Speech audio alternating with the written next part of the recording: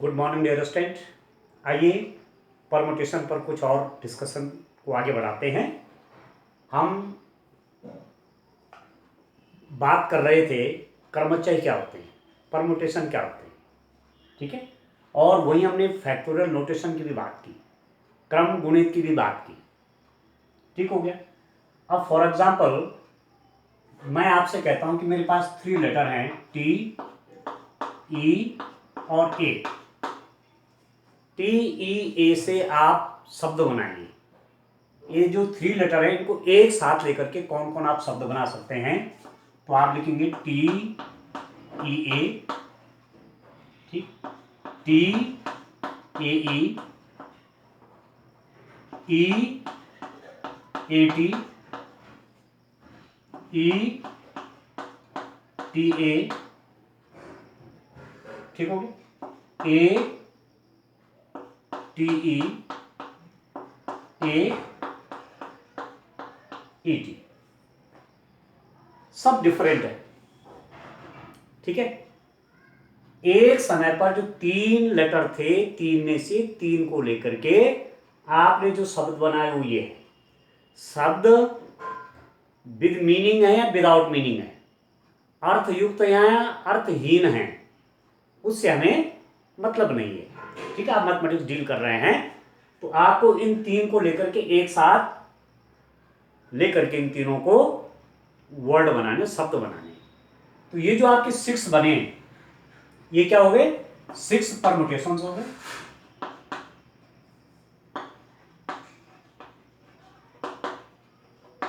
ये तो हो गए 6 क्रमचय आपके पास।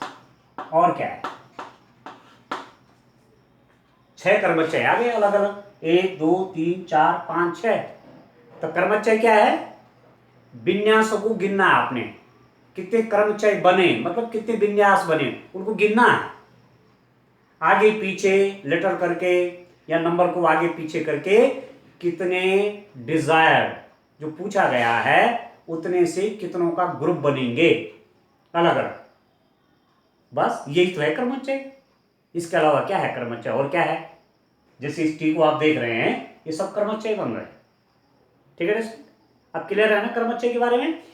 अब आप देखिए, हम बात करते हैं, ये भी हमने बताया था पिछले लेक्चर में कि यदि मेरे पास n ऑब्जेक्ट है, ठीक है, और एक टाइम पर मैं r ऑब्जेक्ट ले रहा हूं, ठीक है। आपने कहा ऑब्जेक्ट n है, ठीक है स्टूडेंट, n ऑब्जेक्ट हैं और एक समय पर आप कितने ऑब्जेक्ट ले रहे हैं, इनमें से r ले रहे हैं। तो आपने पहला स्थान n प्रकार से भरा था, यहाँ पूरे n आएंगे, जबकि रिपीटेशन अलाउड नहीं है।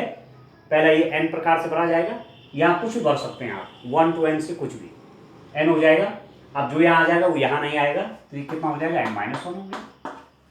जो यहाँ आएगा वो यहाँ नहीं आएगा, n-2 हो गया, ठीक है। और जो ये rवां स्थान है, पहला स्थान दूसरा स्थान, देखो पहले स्थान में 0-1 हो रहा है, दूसरे स्थान में 1-1 हो रहा है, तीसरे स्थान में 2 माइनस हो रहा है, मतलब 1 करके।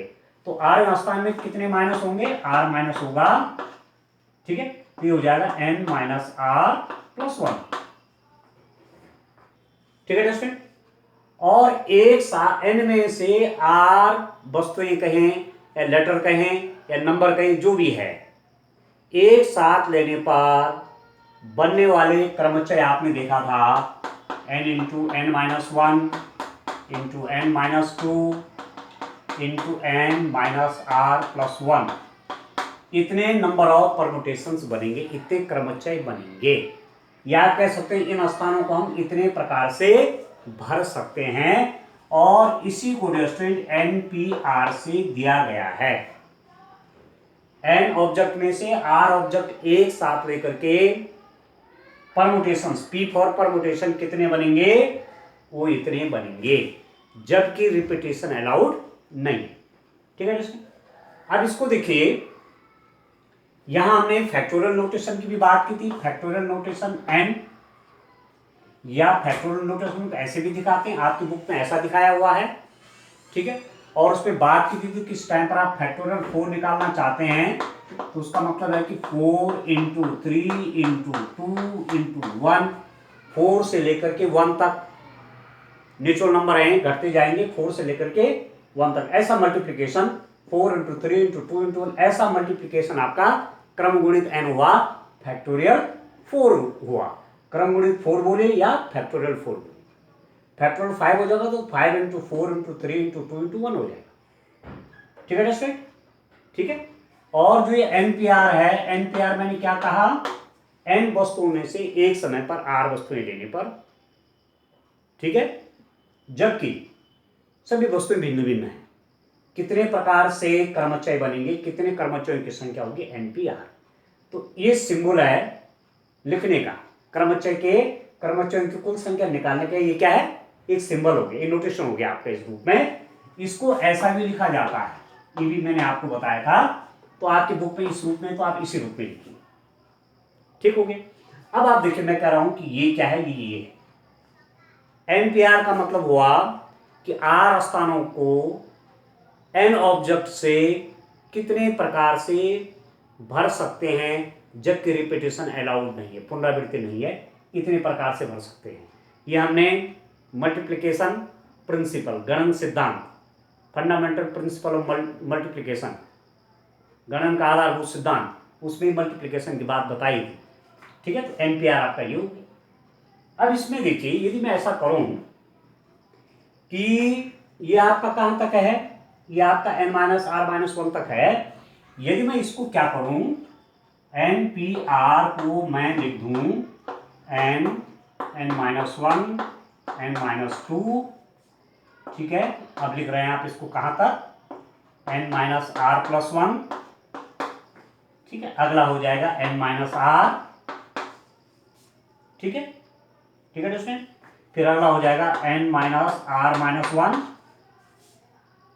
ठीक है, मतलब n माइनस, अब देखो ना क्या हो रहा है, देखिए थोड़ा ध्यान से देखिए, क्लियर करके समझे कोई चीज, तो दिक्कत नहीं आएगी आपको तब आगे क्वेश्चन करने में। मतलब आप घटाते जा रहे हैं n-r, ठीक है। तो ये घटने वाली संख्या बढ़ रही है, देखो जो घटने वाला वो बढ़ रहा है, 1 घट रहा है, 2 घट रहा है, फिर 3 घट रहा है, ये बढ़ता जा रहा है।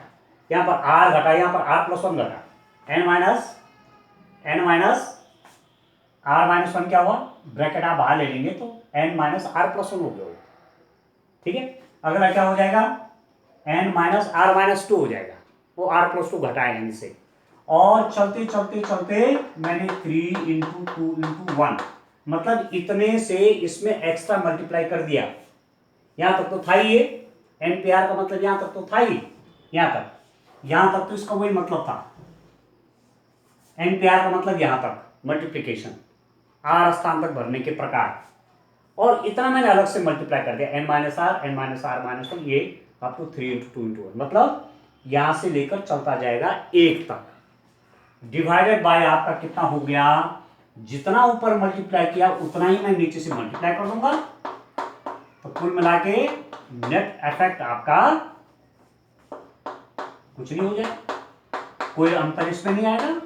जितना न्यूमरेटर में जिस नंबर से जितना अंश में मल्टीप्लाई किया उतने हर में भी भाग दे दिया, जितने न्यूमरेटर में जिस नंबर से मल्टीप्लाई किया उतने डिनोमिनेटर में भी कर दिया, तो कोई इफेक्ट नया कोई चेंज नहीं हुआ, सेम चीज हो गई, ठीक हो गया दोस्तों। अब इस बात को आप जानते हैं कि NPR को मैं लिख रहा हूं, देखिए n-1 n-2 up to 3 into 2 into 1, factorial 5 into 4 into 3 into 2 into 1, factorial 6, देखिए फैक्टोरियल 4 लिखा हुआ, फैक्टोरियल 5 क्या हुआ, 5 इंटू 4 इंटू 3 इंटू 2 इंटू 1, ठीक है।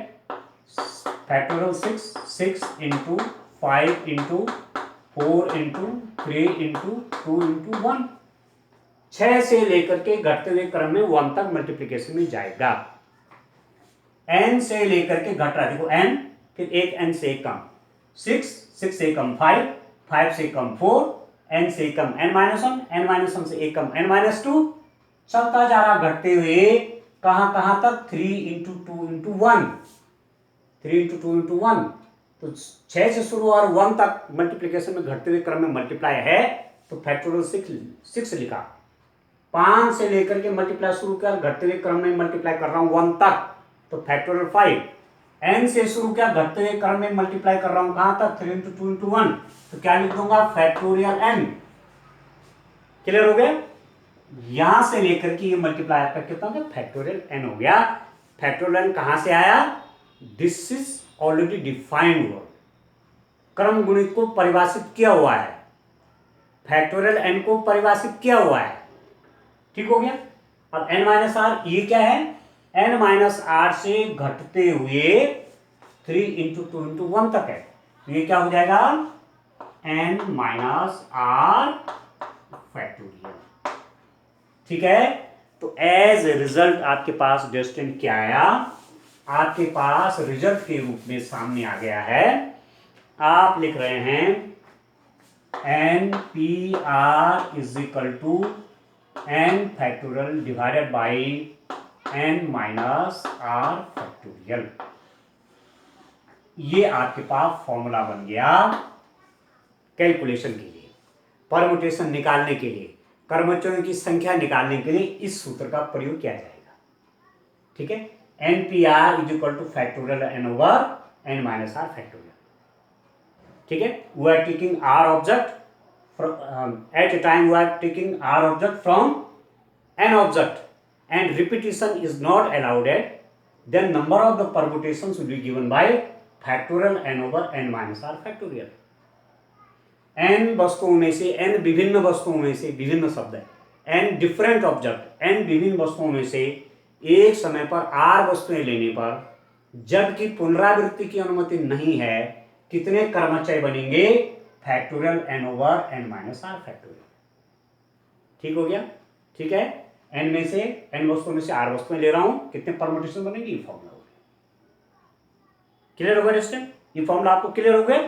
तो देखिए इसी से हमको आगे क्वेश्चन करना है। अब कहने का मतलब ये हुआ कि क्योंकि ये फॉर्मूले डायरेक्ट यूज होगा, कितने परमुटेशन बनेंगे डायरेक्ट आज यूज करेंगे। ठीक हो गया। अब आप देखिए यदि मैं, चलिए यहीं पर थोड़ा सा प्रैक्टिस के लिए, यदि आपको पूछा जाए 5P3, आपको पूछा गया 5 ऑब्जेक्ट हैं, उनमें से एक समय पर 3 ऑब्जेक्ट लिए बिना पुनरावृत्ति करे हुए कितने परमुटेशन बनेंगे, कितने कर्मचारी बनेंगे, या 5 लेटर हैं ABCD, उसमें से किसी टाइम पर 3 लेटर ले रहा हूं तो कितने वर्ड बनेंगे,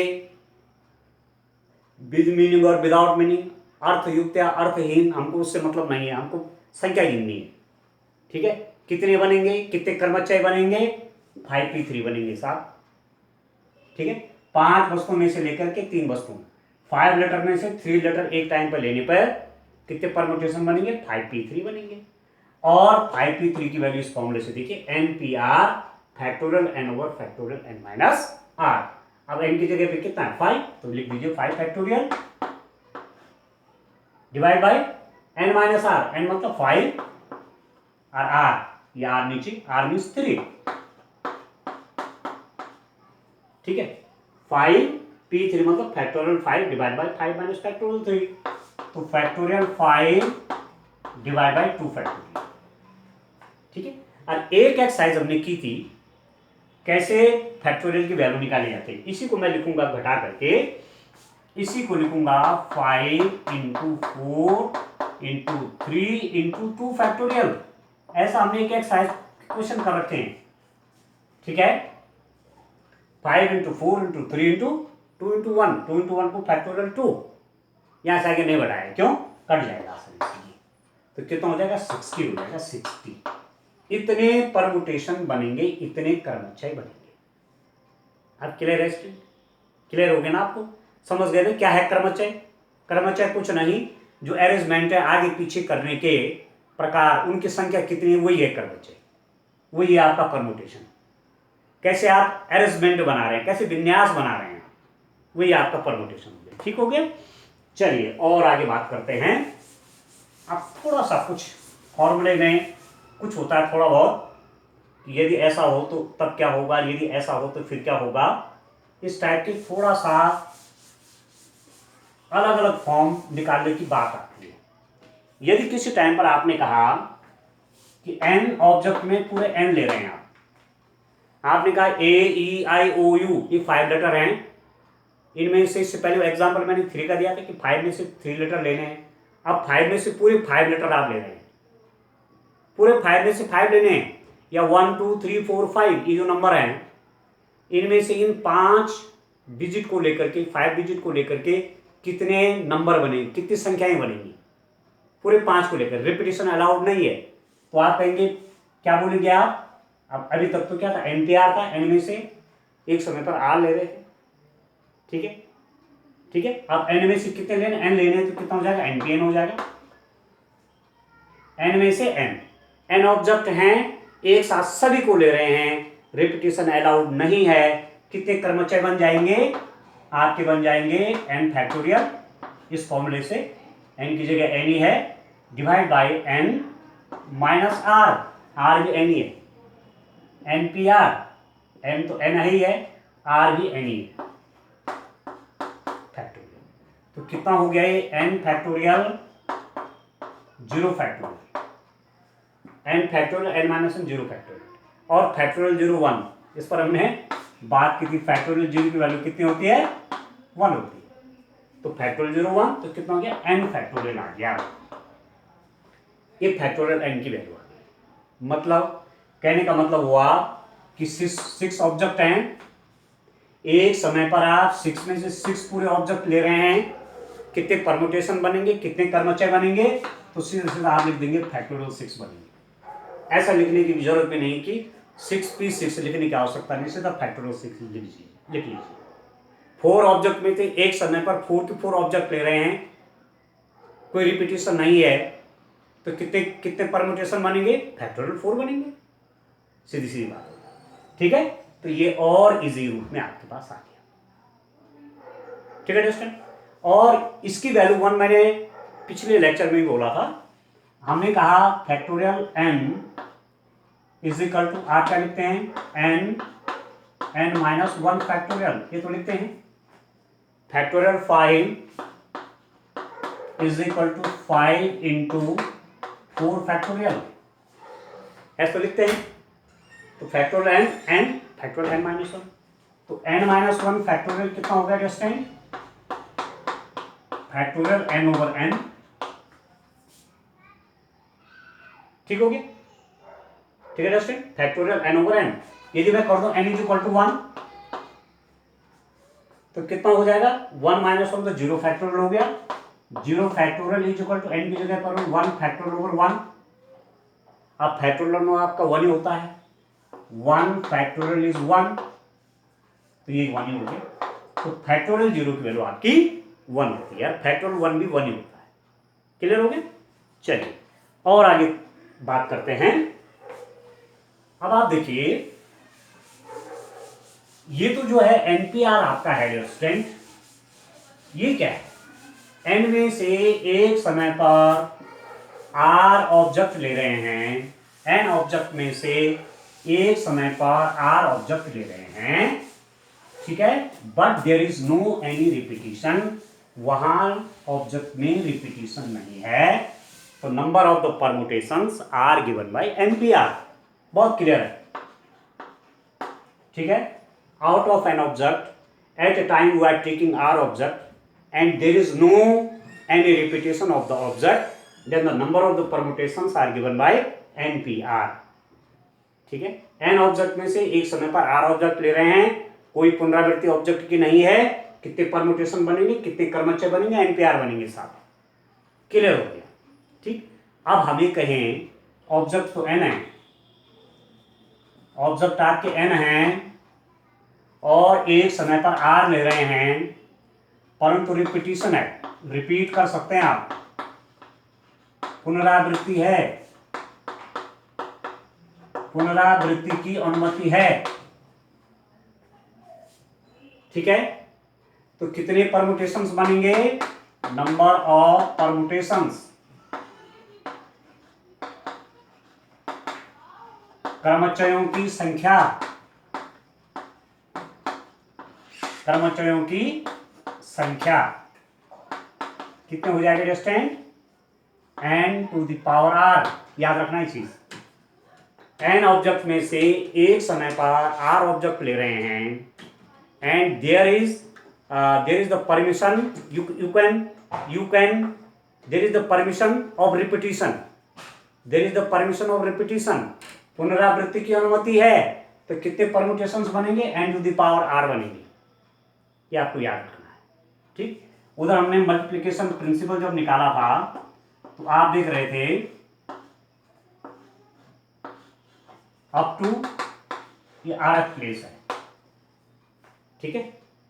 ये n ऑब्जेक्ट में से r ले रहा हूं तो 1 2 3 r बनाए मैंने, r जगह है ना, r प्लेस, r जगह बना दी। एक ऑब्जेक्ट इसके अंदर आएगा, ये क्या आएगा, ये क्या आएगा, यहाँ से r आएगा। अब जब रिपीटिशन अलाउड है तो इस स्थान को तो कितने प्रकार से भर सकते हैं, n। जब रिपीटिशन अलाउड नहीं था तो यहाँ के लिए बच गई थी n-1, परंतु रिपीटिशन अलाउड तो यहाँ भी n प्रकार से भर सकता हूँ, यहाँ भी n प्रकार से भर सकता हूँ, यहाँ भी n प्रकार से भर सकता हूँ।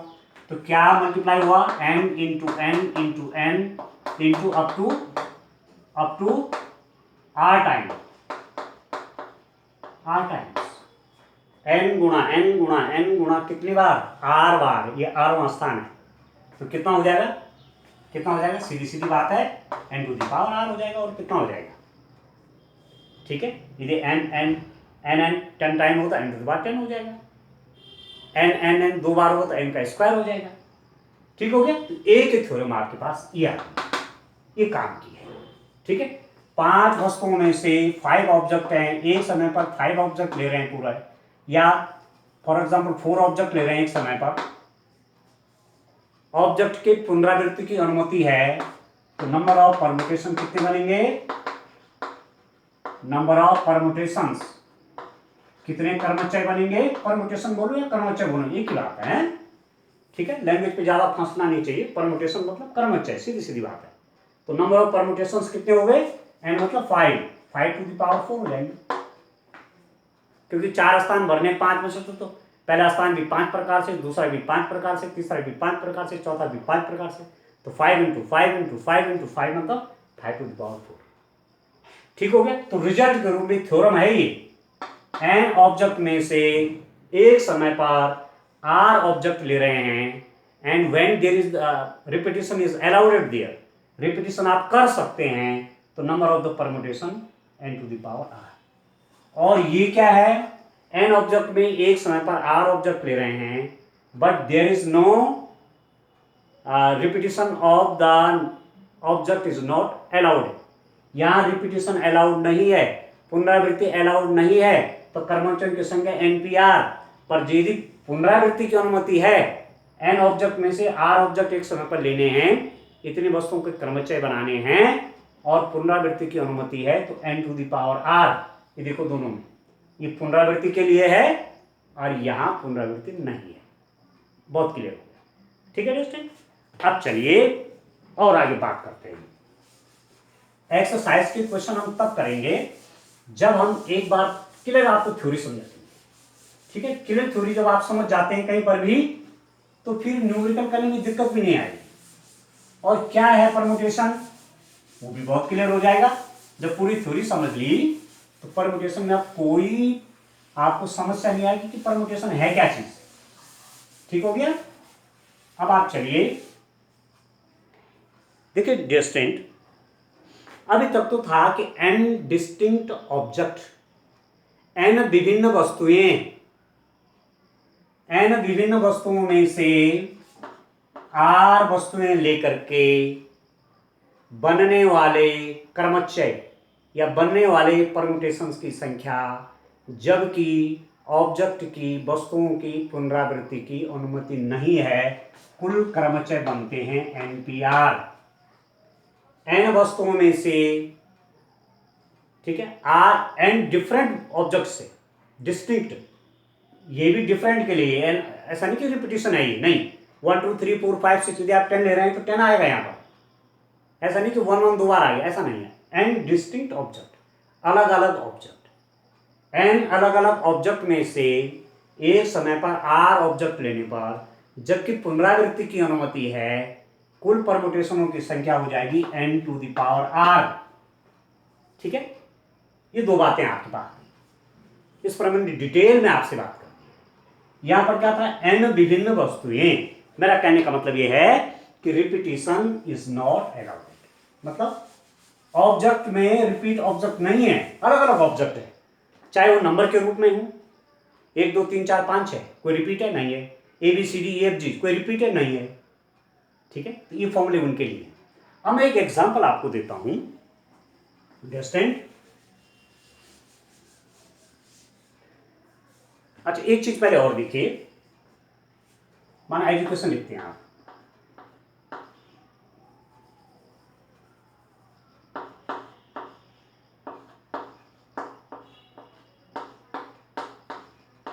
सब अलग अलग है कि कुछ EDUCATI एजुकेशन लिख रहे हैं।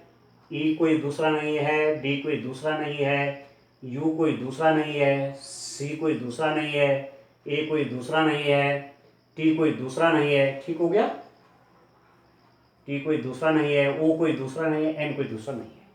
तो 1 2 3 4 5 6 7 8 9 ऑब्जेक्ट हो गए, N इज इक्वल टू 9। ये 9 ऑब्जेक्ट हो गए और ये डिफरेंट है सारे, कोई रिपीटिशन नहीं है, किसी लेटर का रिपीटिशन यहां पर नहीं है। ठीक, आप किसी टाइम पर 4 ऑब्जेक्ट ले रहे हैं, 4 लेटर ले रहे हैं इनमें से। ये जो n लेटर हैं 1 2 3 4 5 6 7 8 9, इन 9 लेटर्स में से एक समय पर आप कोई 4 लेटर ले रहे हैं। हो सकता है इन चारों को ले रहे हो, हो सकता है इन चारों को ले रहे हो, हो सकता है इन चारों को ले रहे हो, हो सकता है इन चारों को ले रहे हो, हो सकता है इन चारों को ले रहा हूं, हो सकता है इन चारों को ले रहा हूं, पता नहीं कौन कौन है। ठीक है, 4 को लेकर के बनने वाले कर्मचारियों की संख्या 9p4 होगी, जबकि रिपीटिशन अलाउड नहीं है, हम कोई रिपीटिशन नहीं कर रहे हैं। ठीक है, ठीक है दोस्तों। परंतु यदि आपसे कहा जाए कि इन 9 जो लेटर हैं इनमें से एक समय पर 4 लेटर लेने हैं, एक समय पर 4 लेटर लेने हैं, परंतु रिपीटिशन अलाउड है, पुनरावृत्ति की जा सकती है, तो कितने कितने कितने कर्मचय बनेंगे, 9 टू द पावर 4 बनेंगे। अब क्लियर हो गया ना, इसको और इसको समझने, क्योंकि मैं जो नेक्स्ट एग्जांपल दे रहा हूं उससे उसको समझने में इसकी भूमिका आपकी काम आएगी। ठीक हो गया, ठीक है। अब आप देखिए, एक लेटर मैं लेता हूं, देखिए स्टूडेंट, सॉरी एक वर्ड लेता हूं मैं, देखिए आप,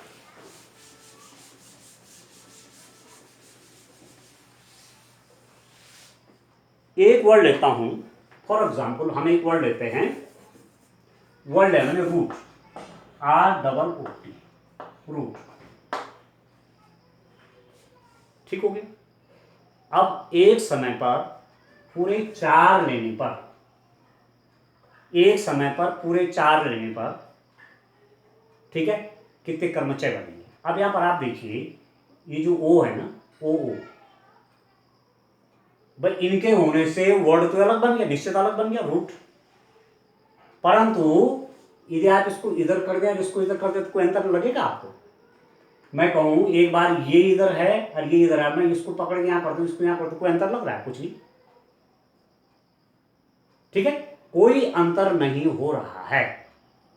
तो ऐसी स्थिति में क्या होगा, आप कहेंगे 4 लेटर हैं, 4 में से 4 को लेने हैं, 4 में से 4 को लेने, रिपीटिशन अलाउड नहीं है। अब रिपीटिशन ये तो अलग अलग है ना, एक हिसाब से अलग अलग नहीं है भाई, इनसे तो पूरा वर्ड बनना ना, रूट। ठीक है, तो इन 4 को लेकर के एक समय पर, इन 4 को लेकर के एक समय पर, 4 को लेकर, 4 में से 4 को लेकर के एक समय पर कितने कर्मचय बनेंगे। आपने कहा 4p4, अब आपने 4p4 मतलब फैक्टोरियल 4, फैक्टोरियल 4 भाई ये तो होता है, और 4 - 4 फैक्टोरियल कितना, ये तो 0 हो जाएगा, फैक्टोरियल 0 1 तो फैक्टोरियल 4 हो गया, और फैक्टोरियल 4 मीन्स 4 × 3 × 2 × 1 ये जो करते 24 हो गया। आपने कहा 24 शब्द बनेंगे, 24 वर्ड्स बनेंगे, परंतु ROOT और RO, इसको आगे और इसको पीछे। जब यहाँ 24 में ये भी आ रखा है, ये तो आ रखा है, इसके साथ साथ वो भी आ रखा है, जो इधर इसको आपने इधर कर दिया, इसको इधर कर दिया, परंतु देखने में तो कुछ अंतर नहीं हुआ ना। इसका मतलब उसकी गिनती ज़्यादा हो गई है, वो तो घटाना पड़ेगा वहाँ। तो आप देखिए क्या फॉर्मूला निकलेगा वो आप देखिए। पहली स्थिति में मैं देखता हूँ, देखिए डिस्टेंस, यदि मैं ये कहता हूँ कि ये RO1 O2 है, फॉर एग्जाम्पल मैंने कहा इसको मैं O1 मानता हूँ, इसको O2 मानता हूँ, R O1 O2 T, ठीक होगी। या दूसरे में आपने लिखा RO2 O1 T, ये दोनों क्या हैं, ये दोनों क्या दिखा रहे हैं, रूट दिखा रहे हैं, नहीं दिखा रहे। RO1 O2 T, RO2 O1 T एक दिखा रहे हैं, नहीं दिखा रहे। अब दूसरा देखिए, इसको इधर इसको इधर कर दिए, TO1 O2 R, ठीक है, TO2 O1 R, ये एक है कि नहीं है, ये दोनों एक O1 O2, ये तो मैं थोड़ा सा इनको थोड़ा से अलग से लगेंगे इसलिए मैंने ऐसे कर दिया है, तो O एक ही चीज। तीसरा देखिए, तीसरा मैं क्या कर सकता हूं, तीसरा मैं कर सकता हूं O1 O2 TR, O1 O2 TR, ठीक है दोस्तों, O1 O2 TR या O2 O1 TR, ये क्या है, OOTR है कि नहीं है, ठीक है दोस्तों, OOTR है कि नहीं है, आगे पीछे करने पर भी कोई फर्क नहीं, वही तो बना। चौथा देखिए, O1 O2 RT, ठीक है, O2 O1 RT, ये क्या है, OORT है कि नहीं है, अभी तो सब अलग आ रहे हैं ये, ठीक है। अब आप देखिए फिफ्थ वाला देखिए, अब मैं कहाँ ले जाऊं इनको, अब मैं इनको शुरू में ले जाता हूँ और उनको लास्ट में ले जाता हूँ, मतलब TRO1 O2, ठीक है, TRO2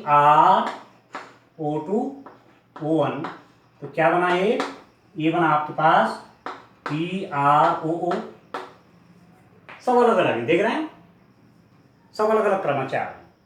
इसको देखिए, RTO1 O2, ठीक है, RTO2 O1, तो ये क्या हुआ, RTOO, ठीक हो गया। अब आप देखिए और क्या आएगा, एक लिख देता हूं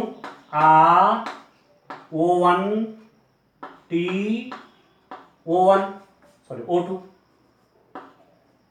ठीक है, या RO2 TO1, क्या बना, ROTO, ठीक हो गया। फिर आप फिर मैं क्या बना रहा हूं, मैं बना रहा हूं, अब मैं इसको इंटरचेंज कर लेता हूं, TO1 RO2 या TO2 RO1, क्या बन रहा है, TORO, ठीक है दोस्तों। और किस रूप में बनेंगे देखिए, और किस रूप में बनेंगे, शुरू में भी ले लिया है, लास्ट में भी लिया, लास्ट में भी ले लिया है। अब कितने बने ये अभी तक तो, और अभी और आएंगे, और कौन कौन हो सकते हैं, शुरू में भी ले लिए, लास्ट में भी ले लिए, बीच में भी ले लिए, क्रम में भी देख लिए, और कौन कौन बनेंगे, और आप कौन से ले सकते हैं देखो तो। हाँ, एक बार मैं क्या करता हूं, बीच में रखता हूं, देखो O1 RT O2, ठीक है, O2 RT O1, तो ये क्या बना, ये बना ORTO, ORTO, ठीक है। अच्छा, अब और देखिए और क्या बनेंगे, चलिए और देखिए अभी कुछ और भी बनेंगे।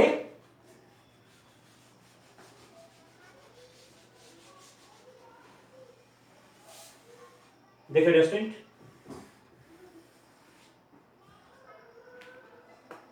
और देखिए आप नंबर 10 वाला देखिए। नंबर 10 देखिए, 10 में क्या है, अब मैं चेंज कर देता हूं, TR कर देता हूं इसको, O1TRO2, ठीक है। अब O2TRON, ये क्या बन गया, OTRO,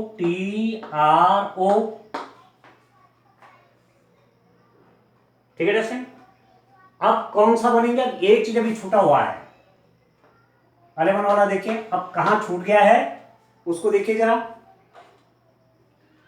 लास्ट में भी लिख लिया है, TR लास्ट में आ गया है, शुरू में आ गया है, और कहां बचता है, TRRT शुरू में भी आ गया है, अब मैंने बीच में भी लिख दिए हैं। अब मैं कहां लिखूंगा, अब कहां छूट गया, अभी 2 पेयर और छूटे हुए हैं, कहां कर सकते हो, अब देखिए तो RTTR, ये शुरू में आ गया, ये शुरू में आ गया, लास्ट में चला गया, लास्ट में चला गया, बीच में भी आ गया, बीच में भी आ गया, बीच में भी आ गया, किनारे किनारे भी चले गए। अब कहाँ, शुरू और लास्ट वाला देख लिया हमने, शुरू और लास्ट, शुरू और लास्ट, शुरू और लास्ट देख लिया है। अब कहाँ छूट रहा है देखिए तो, कौन सा छूट रहा है, RT वाला लिख दिया, RT शुरू वाला लिख दिया है, ठीक है। अब O1 O2 ये शुरू वाले भी लिख दिए हैं, RT वाला लिख दिया है, RT TR RT दोनों लिख दिए हैं, ठीक है, TR हो गया। अच्छा, OT OTOR लिख दिया, OT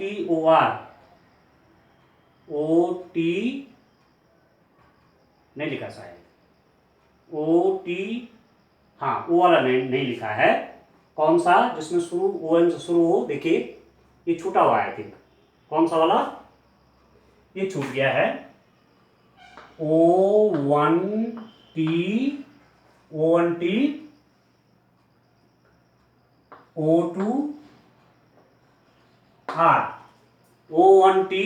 O2R, ठीक है। या इसको लिख सकता हूं मैं O2T O1R, कितना बनेगा, OTOR, ठीक है। और 12 वाला कौन सा हो गया आपका, अब इनको रिप्लेस कर लीजिए, O1RO2T, ठीक है, और यहां पर हो जाएगा O2RO1T। अब ये कितना हो गया, OROT, ठीक है दोस्तों। सब अलग अलग हो गए, देखो ये सब अलग अलग हो गए। कितने हो रहे हैं, 1 2 3 4 5 6 7 8 9 10 11 और 12, ठीक है। मतलब कहने का मतलब हुआ, प्रश्न आपका ये था कि जो 4 है ना, ROT जो है, इन 4 लेटर से एक समय पर आप पूरे 4 ले रहे हैं, तो कितने परम्यूटेशन बनेंगे, 4P4, और उसकी वैल्यू आ जाए 24।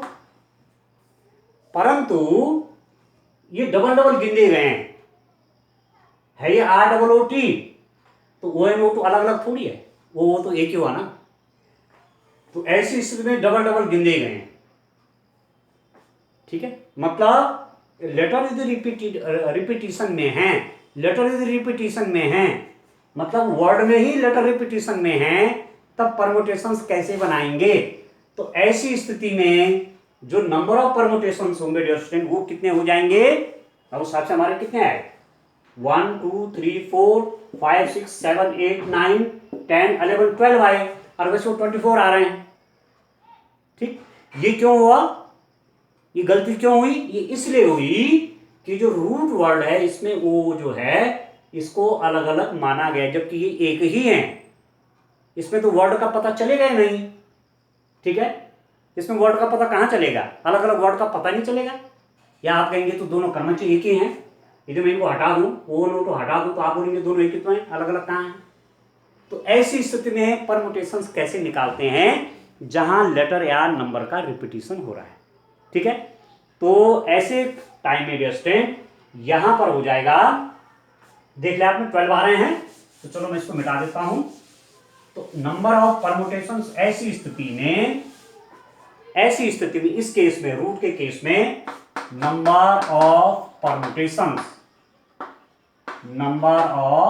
परमुटेशंस कितने हो जाएंगे, फैक्टोरियल 4 डिवाइड बाई 2 फैक्टोरियल। क्योंकि इन दो को आगे पीछे हम फैक्टोरियल 2 टाइप से कर सकते हैं। फैक्टोरियल 2 टाइप से मतलब 2 टाइप से, ये इधर कर दिया, पहले O में आता, O2 में आता, अब O2 पहले होगा, O1 बाद में चला गया, तो 2 टाइप होगी ना वो, जबकि वो एक ही है। तो ऐसी स्थिति में इतने से उसमें डिवाइड भी करना पड़ेगा। तो कहने का मतलब हुआ कि 4 ऑब्जेक्ट में से 4 ऑब्जेक्ट ले रहे थे, ऐसे केस में जहां की 2 लेटर आपके रिपीटेड हैं, तो number of the permutation 4p 4 over factorial 2 होगा, ठीक है। और इसका मतलब हुआ 4 फैक्टोरियल ओवर 2 फैक्टोरियल। एक एग्जांपल से आपने देख लिया है।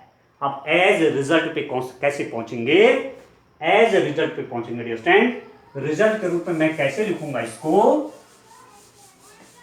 ठीक है।